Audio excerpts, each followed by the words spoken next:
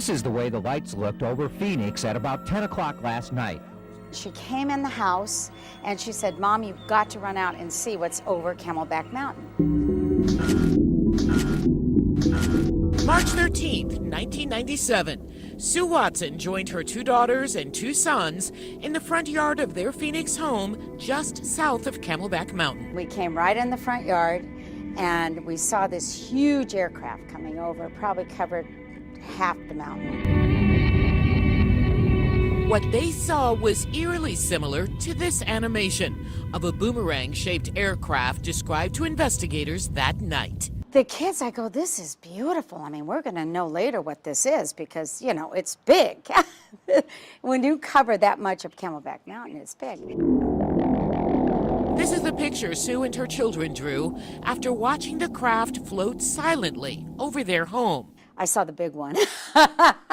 And according to Sue, this couldn't be flares or balloons. Oh, no, no, no. Oh, no, we literally up in the sky, and it was almost like the boys were waving. The structure was beautiful. It was like a mall. It was like a huge mall floating over your house. There are actually 8 or 9 different craft that people saw. Dr. Lynn Kitai, a Phoenix physician, waited 7 years to reveal what she saw that night. I have no idea what they were, but I know that they were. And soon, Kitai was sharing what she learned after interviewing hundreds of witnesses. It wasn't 1 or 2 events. There were many events over many, many hours. The first images of their kind, based on an actual UFO sighting. The massive UFO comes to life. The Phoenix Lights became famous world over. In 2010, they were the subject of this National Geographic documentary. March 13th, 1997. What have we got here? On this one night, hundreds of alarmed residents reported unexplained objects and lights in the night sky.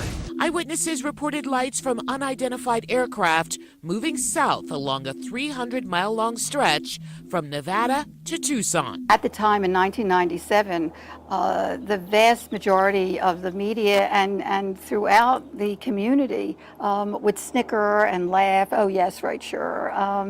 But that's not happening anymore. Kitai has written a book about what happened that night, and she has produced a documentary that's shown every year about this time at a Harkins Theater in Scottsdale. I felt it was too compelling, too important not to share, and let people decide for themselves. The data speaks for itself.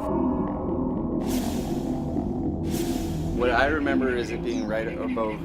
It was above Camelback, yes. But it was maybe right over here. Kevin Watson was with his mother, brother, and sisters that night too. It was huge. It was silent. It was very stealthy. And according to Kevin and Sue Watson, it wasn't flares or balloons. When we looked at it, there were no stars in the shape. You know what? We saw what we saw, and we know what we saw. We did not see 10,000 balloons connected. We saw a structure with actual structure lit up underneath, illuminated like yellowish.